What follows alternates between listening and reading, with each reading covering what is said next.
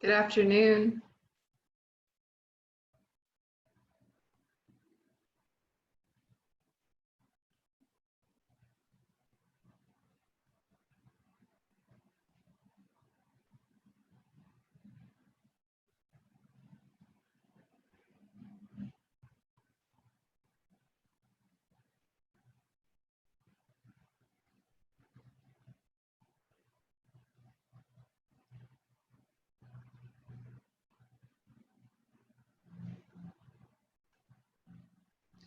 If you would, guys, go ahead and write your ID numbers in the chat box while you're waiting for me. I'm just contacting some more students to join us.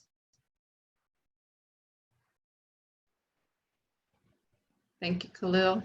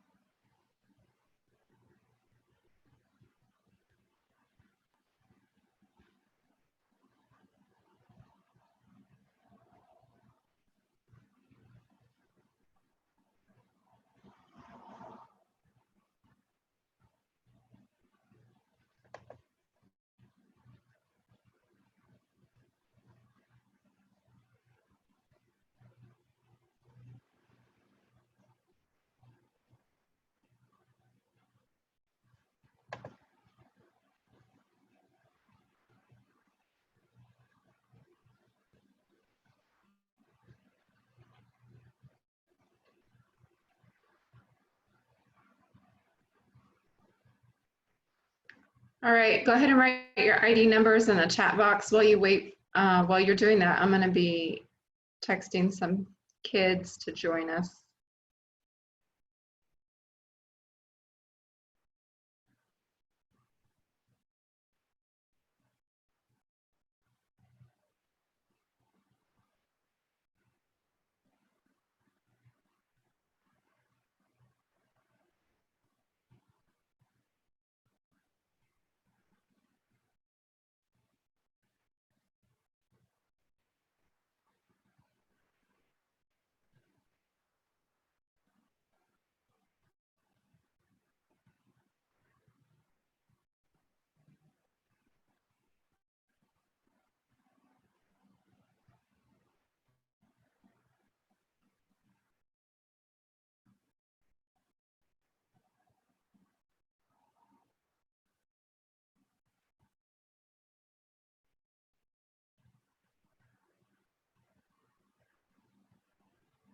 Okay, guys, I'm going to go ahead and get started.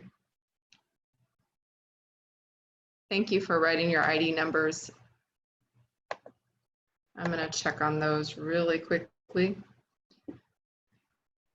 Oh, well, I was going to start with a lovely video from Will Ferrell, or Pharrell Williams, excuse me, on, his song Happy. But I did that in my other classes and it wouldn't allow me to use that video on YouTube. So I'm going to omit that for now, but maybe you can listen to it on your own with your headphones while I'm checking people in.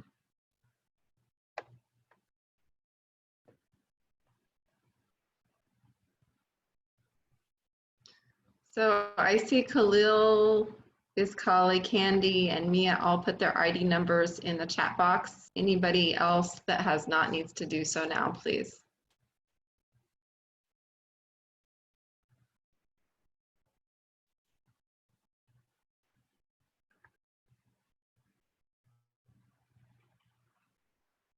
Thank you, Mia.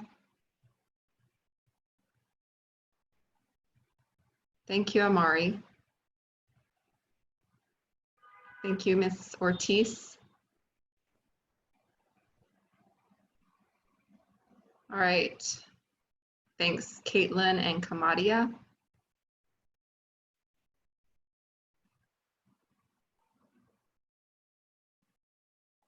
Let me see who else I'm missing.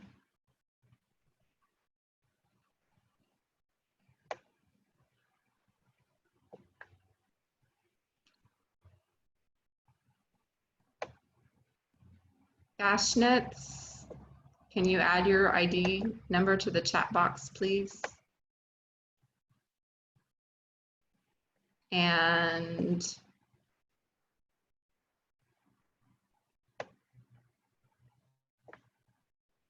Austin also.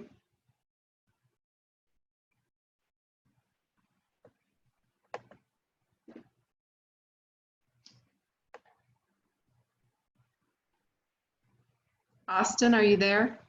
Oh, maybe he did that. I just got a new message. Yeah, thanks.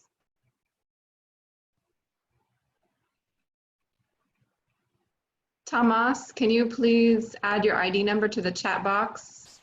Also, Teddy, if you haven't. Yeah, Teddy, you need to. I think everybody else has done that. Thank you, Tomas. And Gashnitz and Teddy. Thanks for joining us, all of you. It's really much nicer when we can all be here together, and I have noticed that when people attend, they do turn in their assignments with greater frequency, so that's a good habit. All right, so we're learning this week about the science of happiness. I'm going to start by clicking on this link on the assignment, the Science of Happiness doc. And I'm going to open that, and you guys all need to do the same thing. You need to open that and copy and paste the contents into a Google Doc so we can work on it now, okay? I've actually already done this, so.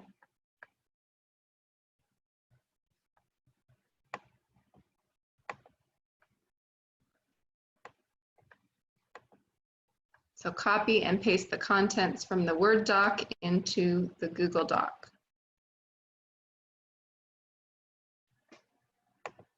Oh crud, what did I just do?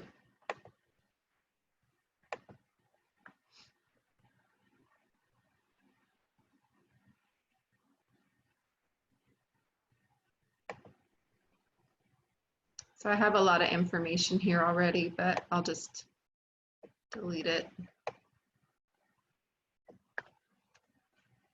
And we can go back in and add. All right, so we're going to start by learning about some chemicals that are produced in our body. These chemicals are produced in order to help us to basically to survive, because when we encounter pain, it's bad for us. And so we seek pleasure, and these chemicals are indicators of pleasure. They make us feel good. Our objective for today is to gather and synthesize information that shows that our sensory receptors respond to stimuli by sending to the messages to the brain for immediate behavior or storage as memories.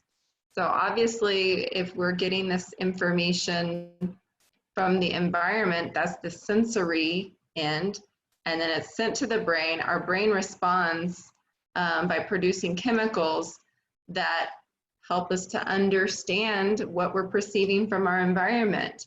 And those memories that we have are stored in our brains as memories. So we want to try to make sure that we produce as many good memories and good feelings as we possibly can during our lifetimes, because I don't want any of you to suffer, or to suffer as little as possible. So we're also going to go beyond learning about these chemicals, and we're going to learn some good skills for helping us to be happy. All right, so we're going to start by reading this link. So make sure you, if you don't get this all done in class later, you can click on this link and read it to finish up the assignment. So it says, oh my gosh, all these pop-up ads. All right, let's close these. All right, so it says your brain and happiness, how to make happy happen.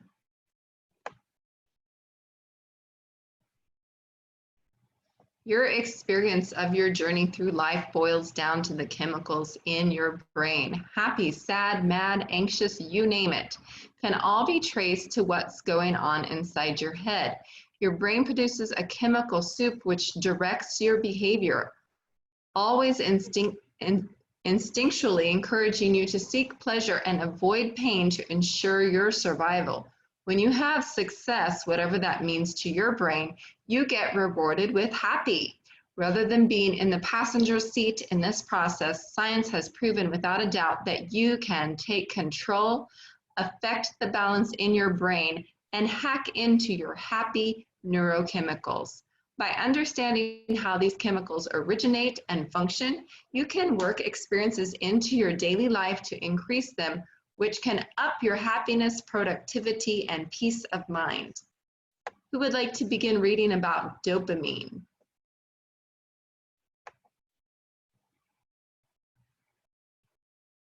Kamadia, can you begin?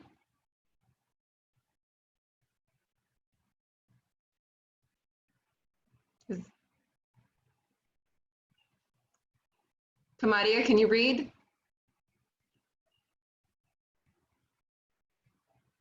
No? All right. Hamish, would you like to read?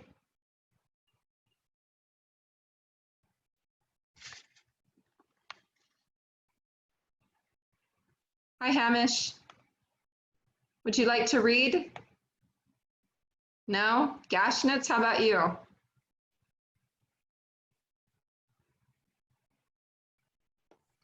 All right. All right, do I have to like just the first paragraph? The first three, if you don't mind. All right. Too much? Yeah, that's a lot. All right, just the first one's fine, okay? Wait, yeah, come. You're loud. Look at me. I'm in a class. Go somewhere. Okay. Dopamine motivates you to take action and encourages the persistence required to meet your needs, seek reward, or approach a goal. Whether it's a college degree, a sugar fix, the next level in a video game, or money to pay the bills.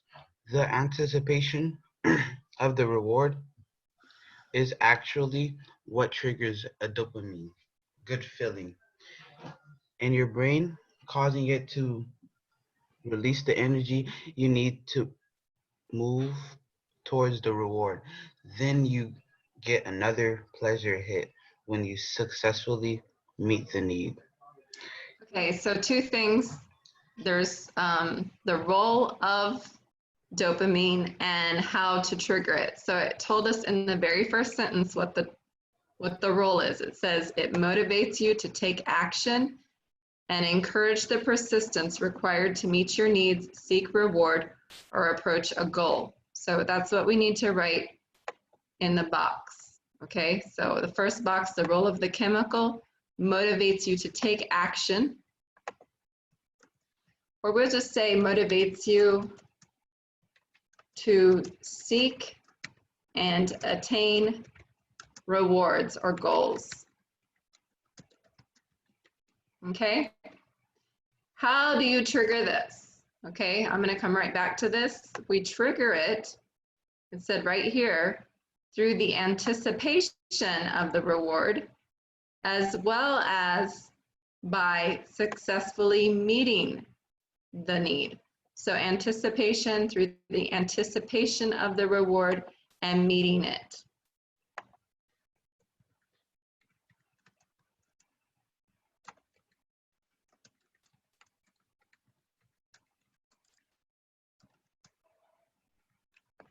So I can give you an example. Let's say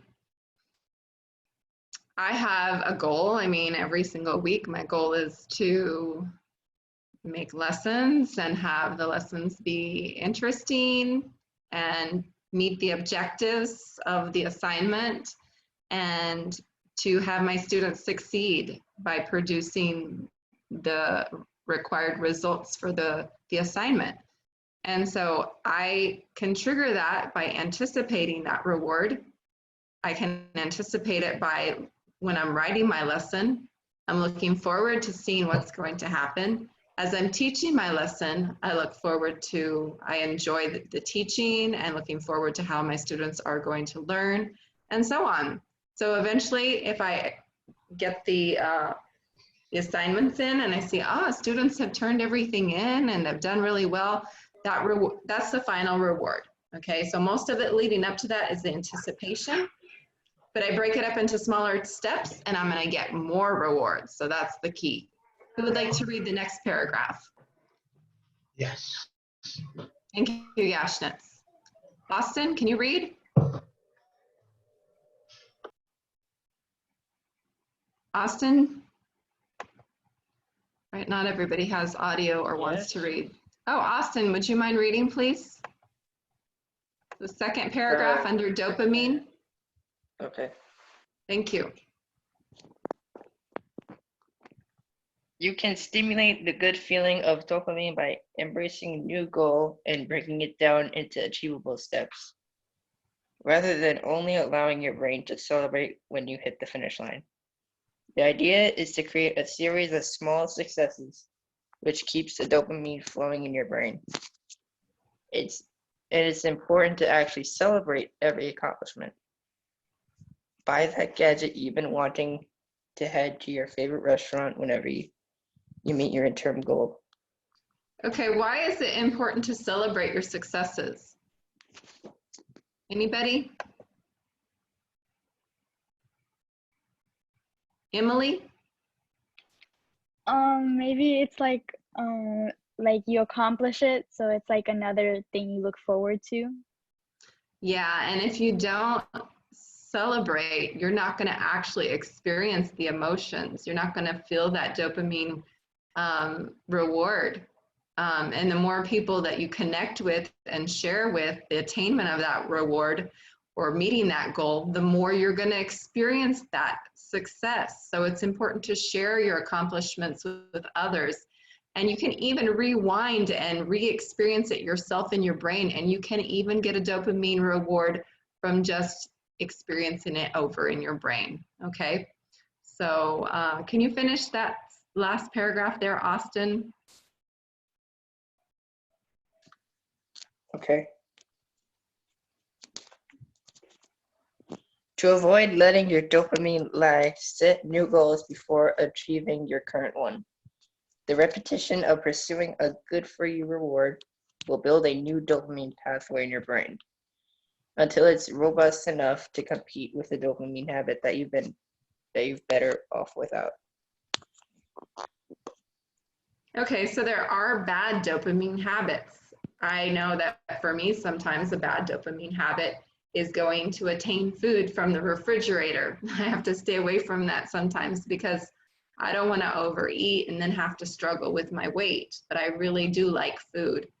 Okay, how many of you have current goals? Just raise your hand.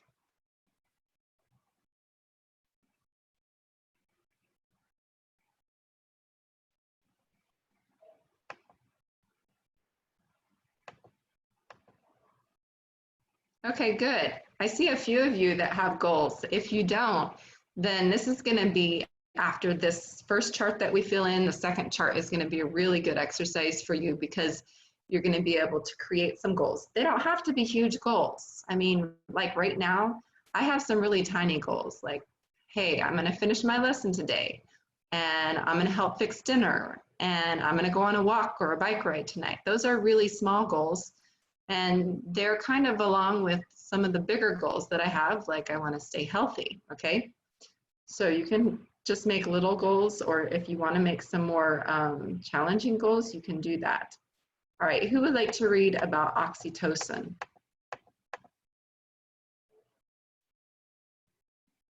Candy?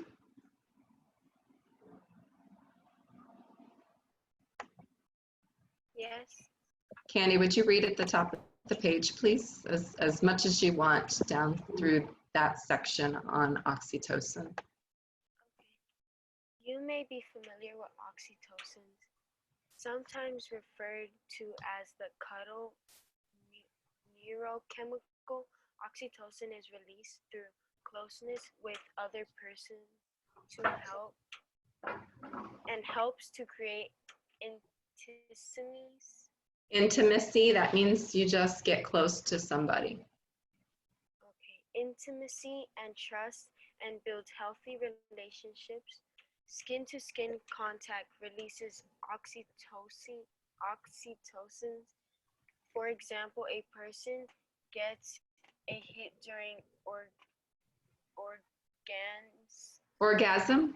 orgasm, and mothers during childbirth and breastfeeding.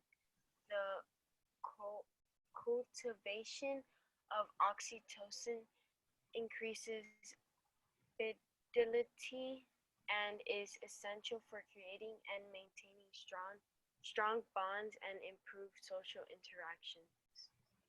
Okay, excellent. So fidelity just is kind of like loyal wife or boyfriend or girlfriend, and you trust one another because you have fidelity in your relationship. It means that you are just devoted to that person and you don't cheat on them. Okay, so they said that oxytocin is released through closeness, and it helps us to build healthy relationships. So that's the whole purpose of it. Okay, helps us to achieve intimacy and healthy relationships. Okay, there's some different ways that we can achieve it or trigger it. We're going to look at some more, but they did say through touch. Okay, let's look and see what else there is. Candy, do you want to keep reading?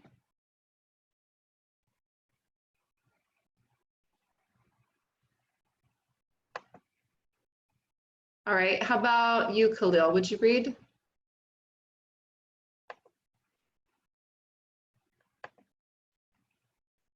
Khalil, are you with us?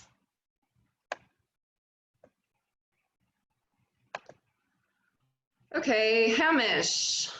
Oh, you said no earlier. Mia.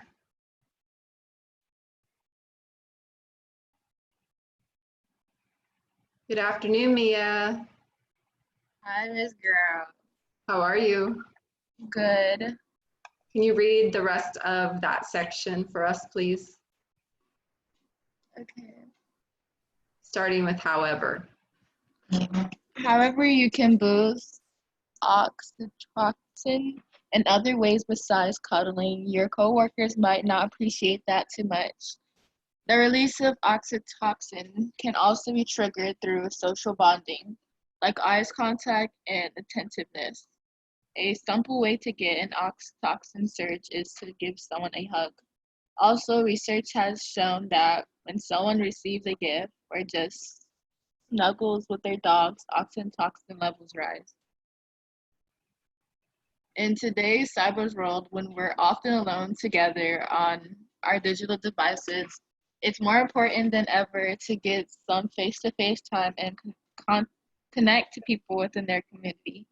Working out at a gym, attending social events, or having lunch with a friend is a great way to sustain these human bonds and release oxytocin.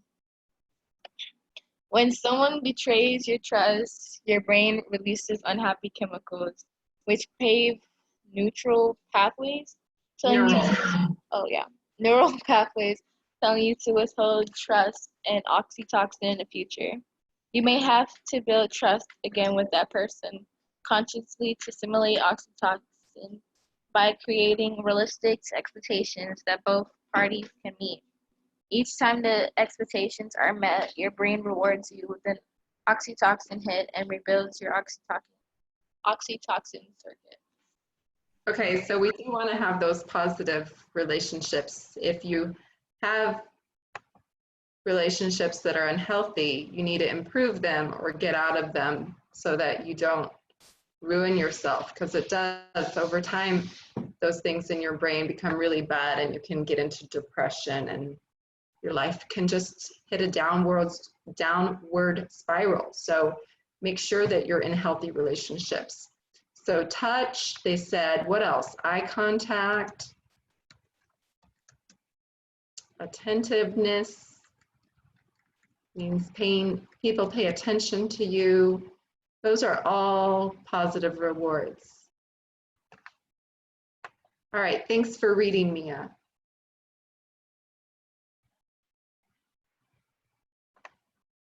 The next chemical is serotonin.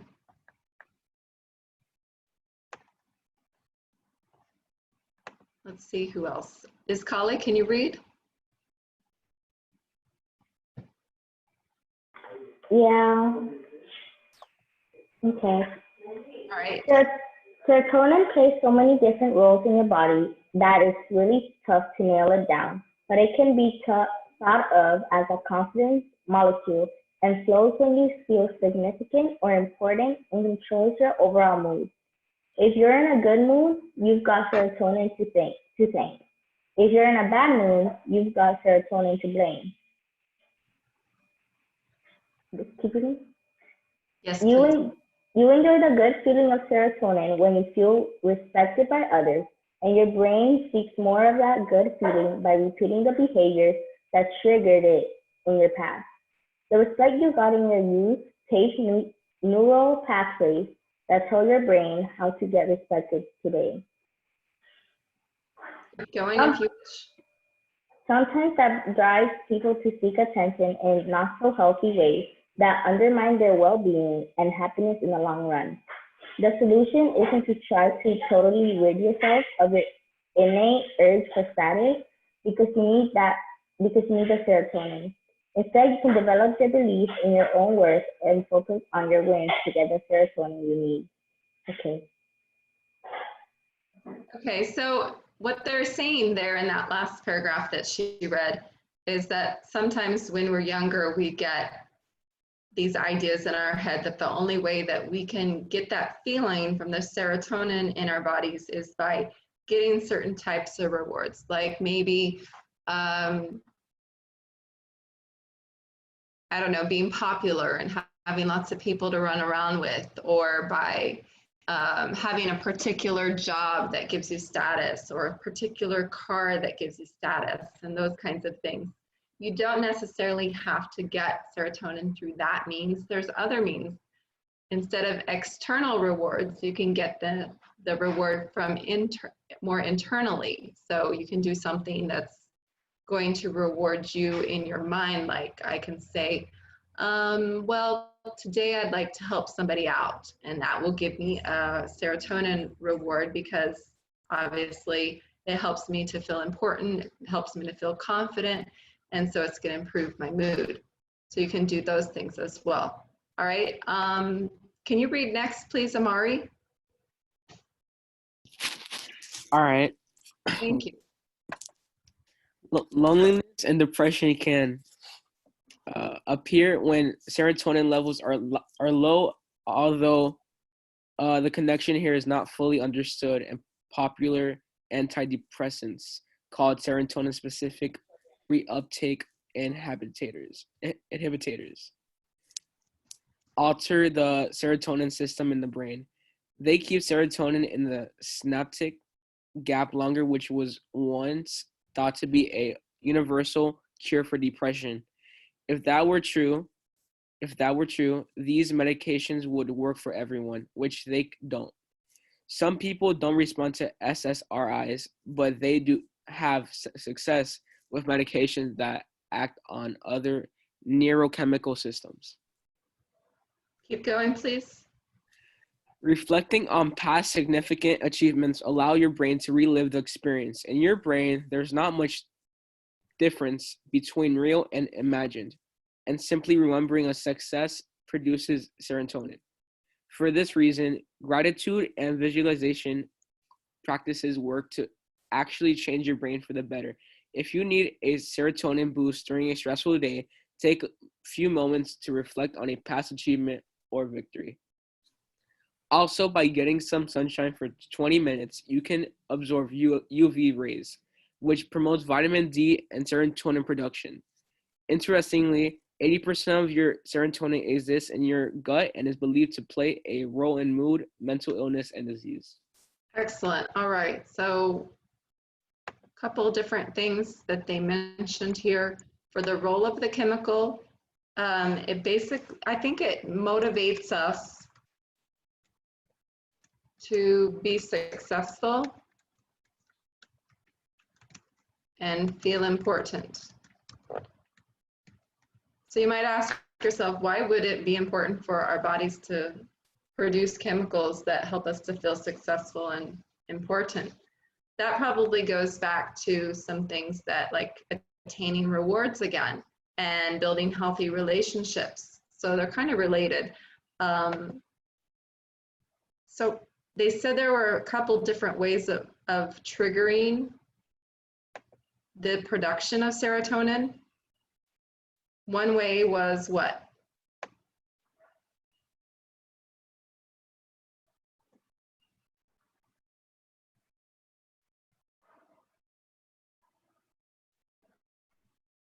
You need to do things that help you to feel respected by others. Okay. You can do things that help you feel respected by yourself as well. So you can get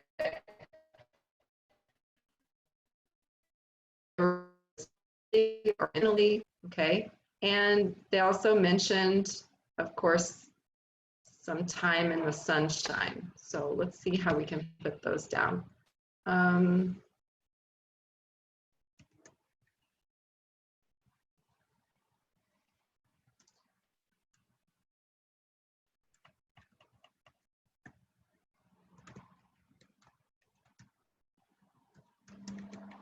Now, if you behave in ways to get respect from your classmates, so this is one of the things I'm just gonna have to say, that I see students trying to, and this is fun, and it's a way to get respect from classmates is to often to be disrespectful to other people. That's obviously not going to be good in the long run, but it works for the short term. That's what they were talking about when they said that some things that happened or worked when you were young are not always going to work for you. Just because your brain begins to understand a bigger picture as you get older, but some people will do those things anyway. So you behave in ways to get respect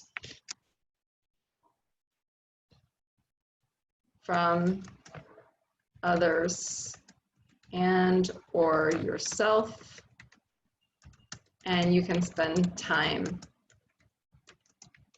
in the sun. Okay, that's a pretty easy one to get here in Florida. All right, so we have one more chemical that we're going to read about, endorphins. Caitlin, would you read?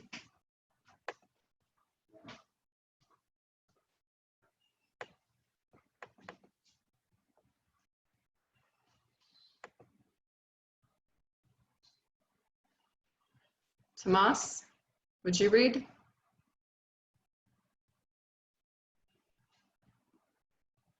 Okay, I'm not getting much replies here. What about Teddy? Would you mind? Oh, you're ready? Okay, great. Go ahead, Thomas. Okay.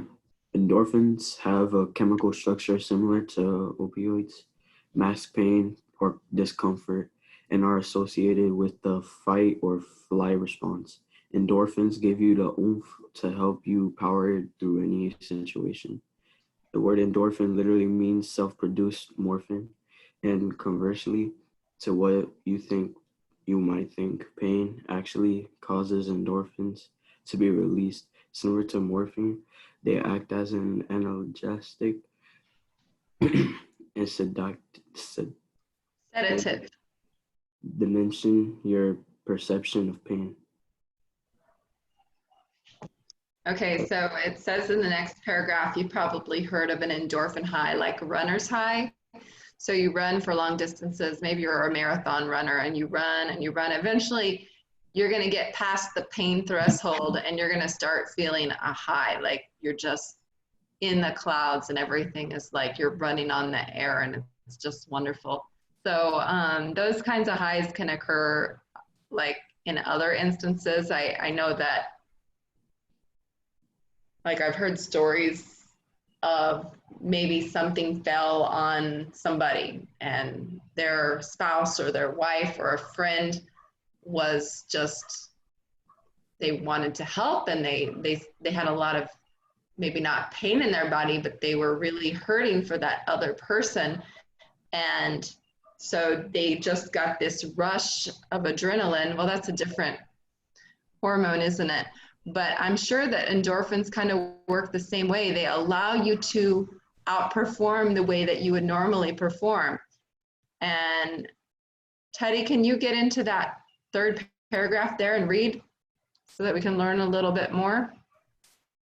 Okay. Thank you. You've probably heard of an endorphin high. Well, a runner doesn't get that feeling unless they push their body to the point of distress. Endorphins help our ancestors survive in emergencies. For example, they could still run away when injured, but if you were in an endorphin time, you would touch a hot stove or walk on a broken leg. Keep going. Endorphins are produced during strenuous physical exertion, sexual intercourse, and orgasm. Laughing and stretching also cause you to release endorphins because of both these agitate your insides, causing moderate wear and tear, moderate endorphin flow. Studies have shown that the anticipation and acceptance of laughter increases levels of endorphins. Researchers also report the acupuncture triggers endorphins and endorphin production. Oddly enough, smelling vanilla and lavender and eating chocolate and spicy foods have been linked with production and endorphins. Okay, thank you. So the role of the endorphins is to mask pain or discomfort associated with the fight or flight response.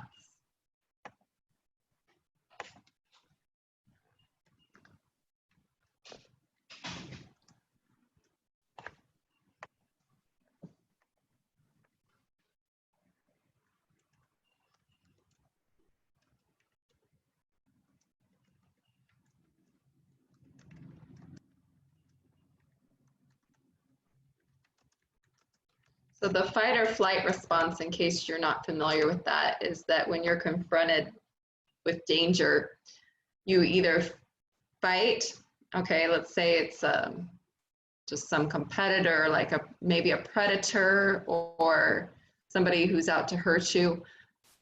You can fight them or you can run away. That's the flight, and the running away is the flight. So fight or flight response. So the endorphins are produced for that purpose, but you can get them from other things. What are some of the other things that can trigger endorphins to be produced in your body? I think we read about 5 different ones, so just call out if you can remember any.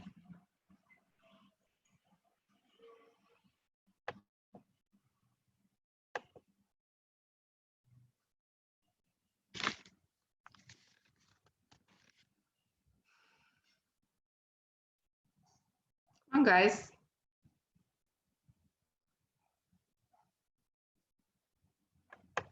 Miss Gross, Yes. did they say chocolate or spicy foods? Yes, they did. So you can eat chocolate.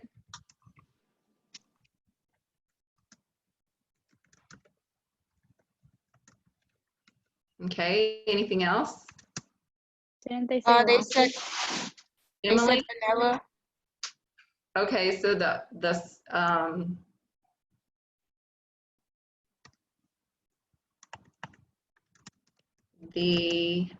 scents of lavender and vanilla. That must be an E at the end of that one. And vanilla trigger its production. What else?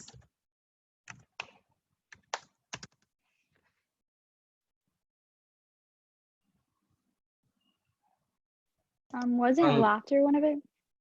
Laughter and also stretching.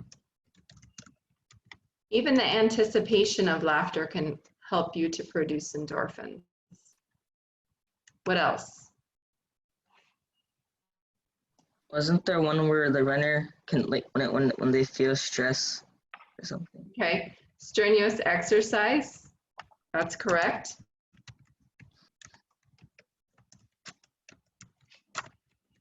All right, so And they also mention SEX. All right, so that's our list. We got that chart done. Now what we're going to be doing is we're going to look at some skills that are going to help you to achieve greater happiness in your lives. So I was going to show a video related to this, but I'm afraid that the copywriting won't allow me to put it into YouTube. So I'm going to skip the video and we're just going to talk about the different skills. So let me open up another file that already has some of the descriptions of the skills.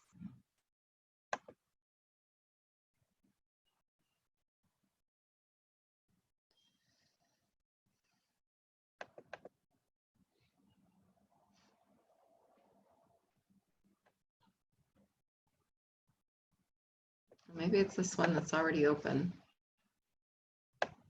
Oh yeah.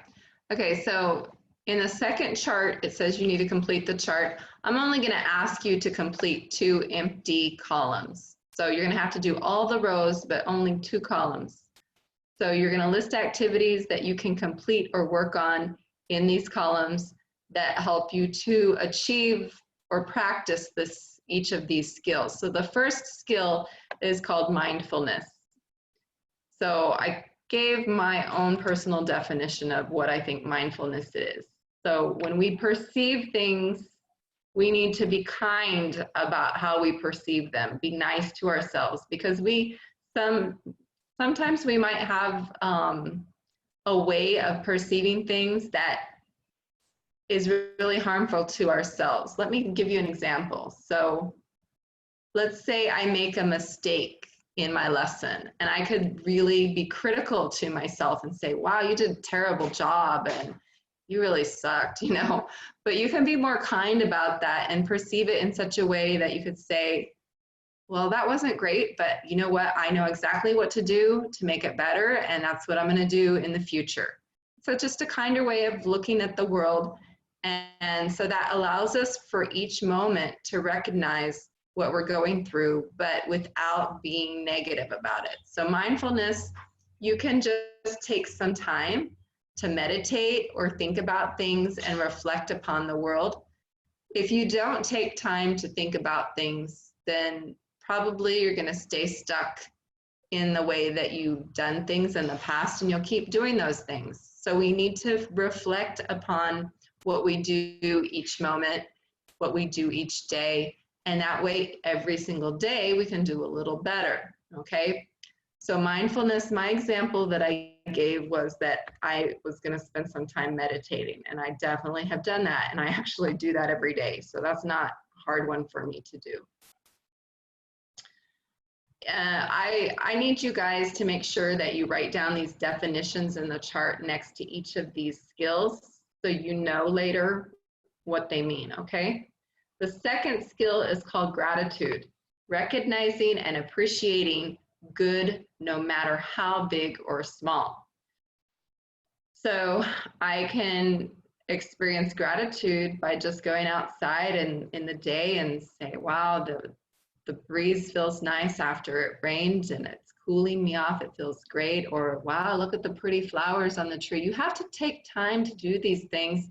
Sometimes we get so caught up in the rush of all the things that we have to do that we don't feel like we have time to reflect or time to be, you know, gracious for all the things that we have. And sometimes we might be experiencing some difficulties. So we need to make sure that we don't see our cup as being half empty. We need to try to see it as half full, and just that's going to help you to be happy. So I put that I was going to be thankful for the cool morning breeze and the beautiful plants outside because I went on a walk this morning. Okay, for the third skill, it's called having a positive outlook. It's kind of related to the last one. It's just seeing that today is great and tomorrow will be even better. And as I said earlier, I am just going to try to learn lessons from what I've done and do better the next time.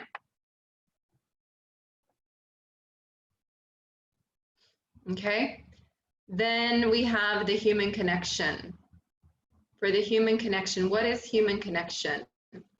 Well, we have to spend time with others, obviously, and we want to make sure that when we are with others that we feel safe and that we trust other people that are around us.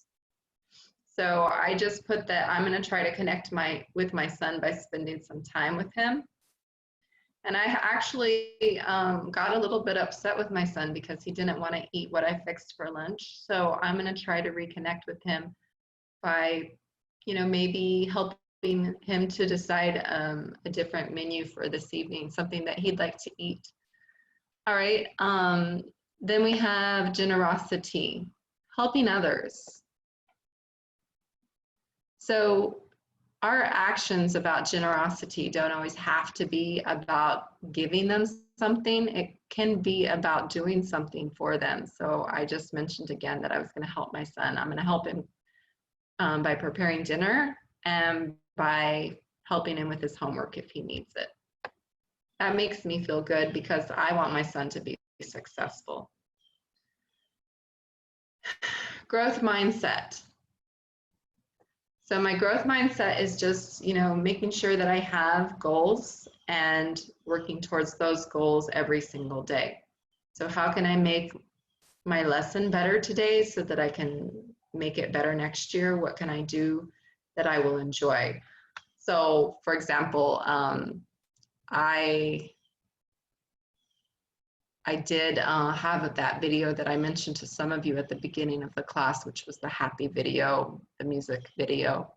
And I enjoy singing and dancing, so I played that for my other classes, but I couldn't do that for your class because I want to also publish this video for YouTube. So that's how I'm, maybe taking away a little fun element, but doing something that will benefit people that were unable to attend today's meeting. Sense of purpose. What I do matters. You all need to know that what you do every day matters, okay? When we have a sense of purpose, it makes us feel important. And that goes back to some of those feel-good chemicals at the top, that when you feel important, your body is going to produce which of these? Serotonin, okay? So also, what is important is forgiveness, that you can forgive yourself and you can forgive others, because if you don't, you're going to hold a grudge and you're going to hurt. And we don't want you to be producing chemicals that cause you to hurt, only good chemicals, okay? So that is the home learning for today. You're just going to complete 2 columns. So there's a lot of different skills that you can put into practice to increase your happiness. Going back to today's objective, gathering and synthesizing information that sensory receptors respond to stimuli. So we learned that our sensory receptors help us to respond by creating these chemical messengers, dopamine, oxytocin, serotonin, and endorphins. And then those chemicals also help your brain to store information as memories. And your memories will be fond if you're producing good chemicals. So I encourage you all to come back to this lesson in the future. If you're ever experiencing some hardship or some depression, or maybe a loss of a loved one or a problem with a friend, and this will probably help you to get through those moments, because sometimes we don't need to work at being happy, but sometimes we do.